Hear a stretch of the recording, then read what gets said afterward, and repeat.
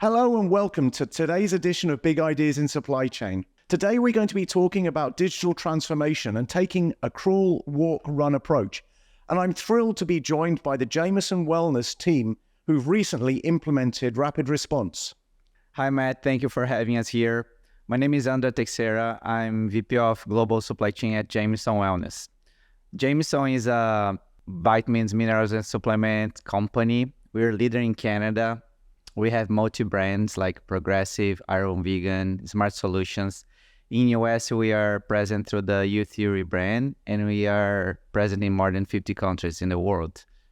Hey, Matt. Nice to meet you and see you, and glad to be here. My name is Raymond Khan. I'm the Senior Director of Supply Chain Center of Excellence and also Network Operations. Doing some mental math, I think I started using MRP systems about 23 years ago. So consider myself a supply chain professional over 20 years. So glad to be here. Thanks. And hi, Steve. My name is Steve Mailloux. I'm on the integrated supply planning side, looking after everything from raw materials to production planning. So happy to be here. It's been a great event so far, so thanks. So, Andre, let me start with you. What do you actually mean by a crawl, walk, run approach? What does that mean to you?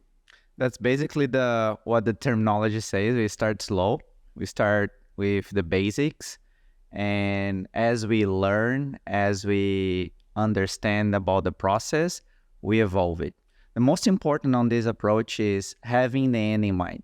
We know that we want to be running. We know that we want to be in shape to reach our marathon or the top of the mountain that we're climbing.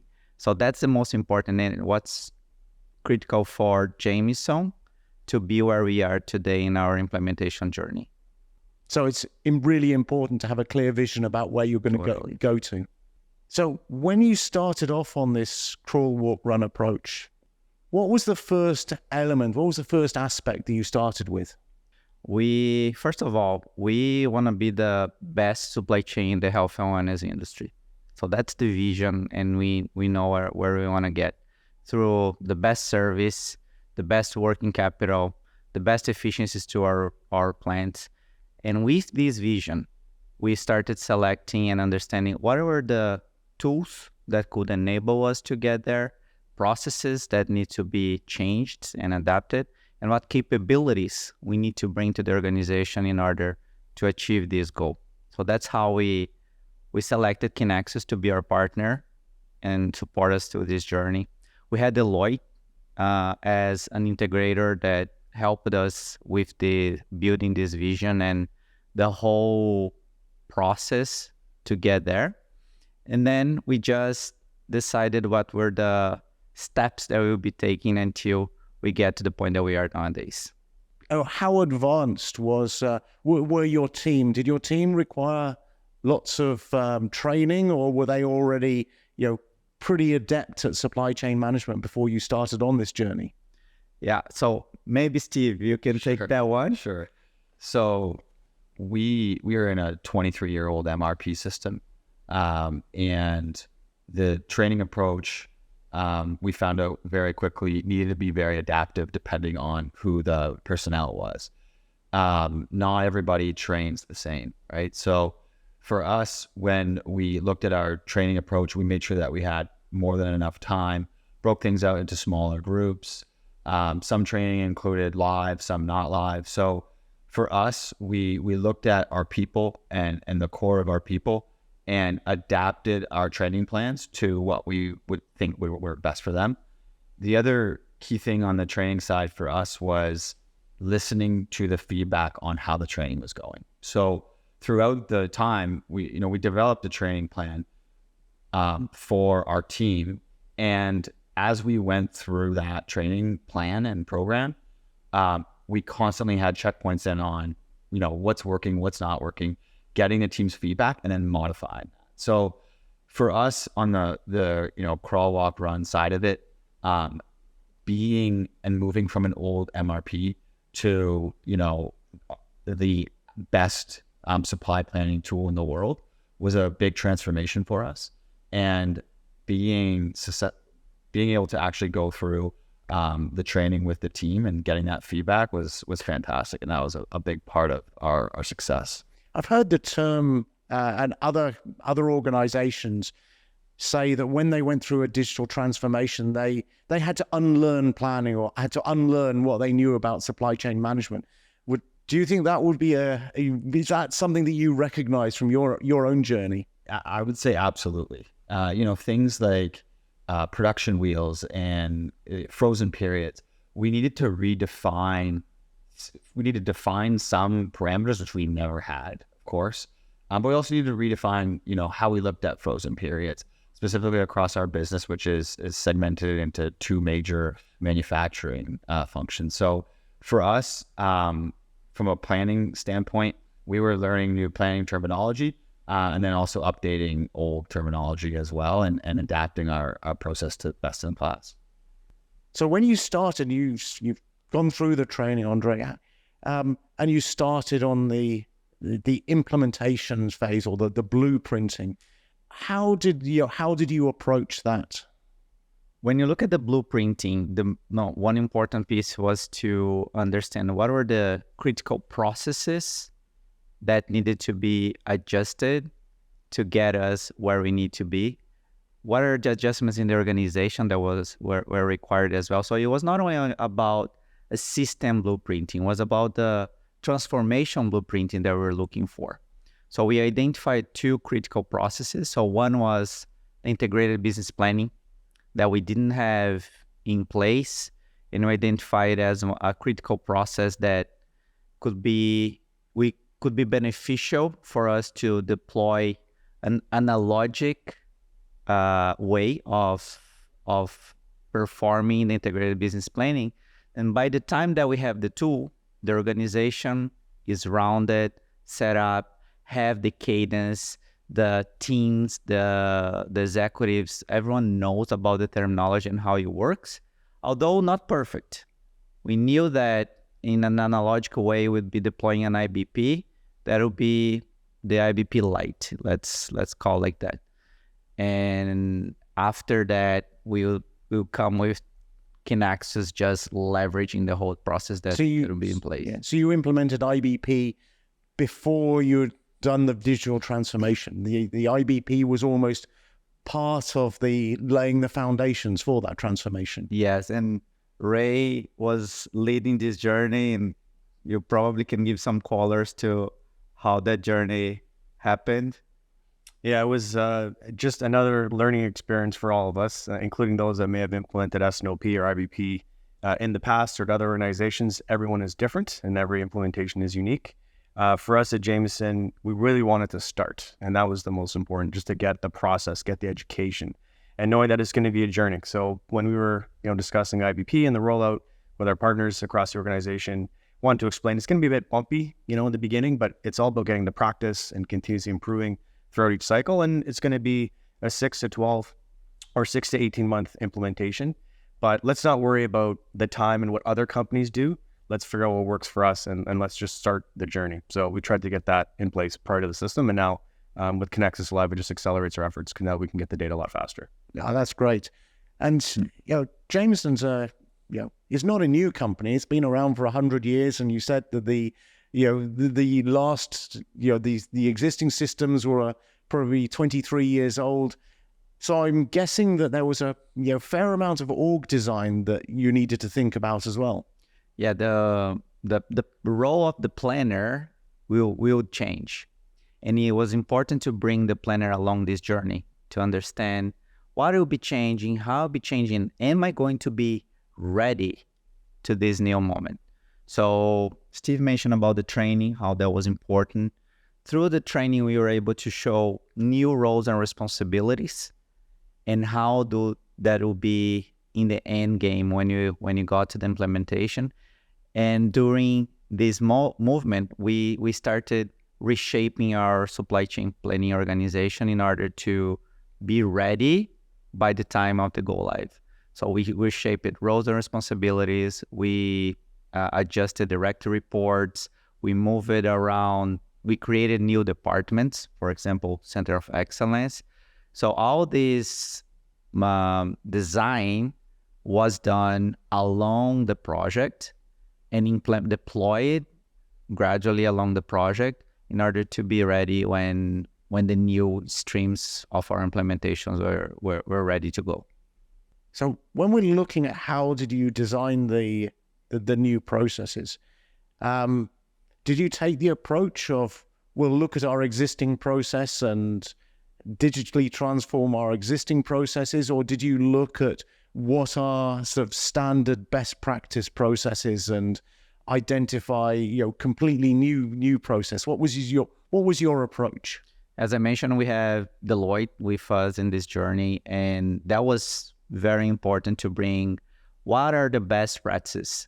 And that was our goal, because we are engaging in a business transformation, not only a system implementation.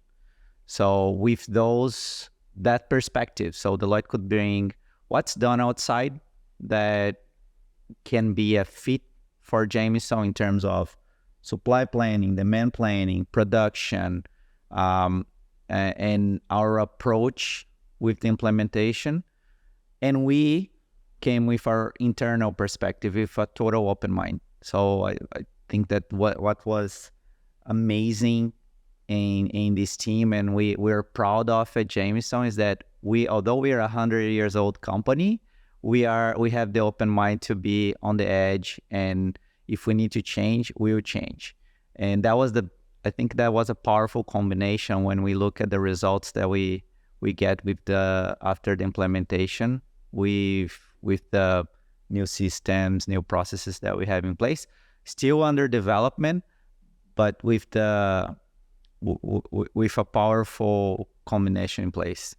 And so when we go on to sort of now, you've done a lot of the work, you've gone into the initial crawl phase and maybe going to the walk phase next. When did you start actually seeing business benefits and business values resulting from the transformation? I would say right after each stream was implemented. So for demand planning, that was the first stream. 1 month after, we already had forecast accuracy KPIs in place. We start having one single stream of demand and one source of truth for the conversation with sales. So the dialogue with our sales partners started to be much more robust, and we start seeing the forecast accuracy improving gradually month over month. Supply planning, Steve is here. He can give some live examples of what we're getting right now. So we as soon as we turned the system on and we went live, we saw benefits right away, specifically on the raw material pegging. That was something that we did not have with our past ERP, with very complex bills of material. So for us to be able to peg those raw materials to those production orders, and as we move our plans, having that capability was something we got locked and used right away. The other key piece for us on something that was instantly beneficial was on the capacity leveling. Capacity leveling of the tool has totally transformed how we supply plan and has really improved our cross-functional relationship with operations. There's a lot of additional credibility we've gained through the use of Kinaxis with operations, especially around that capacity leveling. So we saw benefits right away on material and supply. And I think over time, we'll start to see improved service as well. We've started to see some service level improvements, but with our long lead times, and since we're only about 4 or 5 months live, we haven't been able to realize those service level improvements, but we know that they're coming. So now as you move into the next phase, are you and your supply chain team are getting used to the tool? Are you seeing enhancements? You're seeing areas that you can improve in the tool and in the process? Yes, always. We have this continuous improvement approach, and that's why we have the Center of Excellence in place. We basically moved the project that we had. We closed the project, and as we closed the project, we kick it off the Center of Excellence. So the same routines that we had for the project, we started having them in the center of excellence in order to make sure that the change requests, the what the planners see as opportunities, we have that channel to bring that forward and we address them. So the center of excellence for us has been like a critical piece that we see lots of value coming from there, and already some important implementations happening.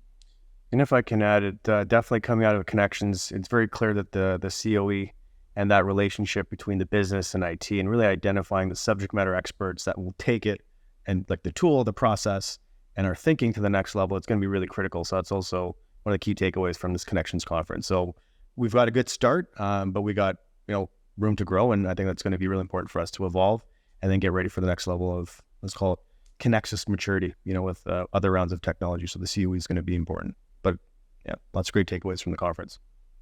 That's great. So, so what next? Well, we are in this. Can we take a breath? Can we stop changing? No. We just had our celebration with the whole team, and that was important. So many projects finish, and you don't see them then ending, right? And with this project, it was important to close, run lessons learned, listen to the team, and get ready for next implementation. So we learned about the challenge that we had in the project, and we make sure that we're gonna do better in the next ones. For example, master data was a big learning, and we know now how take a deeper approach on it. In terms of change management, how to bring everyone along was something very important in the project. So we made those closer, and now we're bringing that forward. And the next steps are getting the COE steady and running those implementations. We want to bring IBP automatic. We have other operations in China, United States, that we also want to bring with Kinaxis and have that unique platform to have our planners running it. So there's a good roadmap ahead of us and a lot of fun. Okay. Sounds like an amazing journey. So just my final question for today. So if you were Chief Supply Chain Officer of the world, what's the one thing that you would change? Supply chains are human, like John Sicard brought that for us in the conference. And our talent is what makes the supply chain move and happen. And making sure that our talent is well equipped to run and perform their jobs at the best level that they can, with training, like you mentioned, with learning new tools, having the best tools available, is something that if every single company could do that in the world would have an outstanding supply chain in all aspects, in terms of service, our customers, serving the planet, serving the overall supply chain in the world. Thank you for listening today, and please tune in for future episodes of Big Ideas in Supply Chain.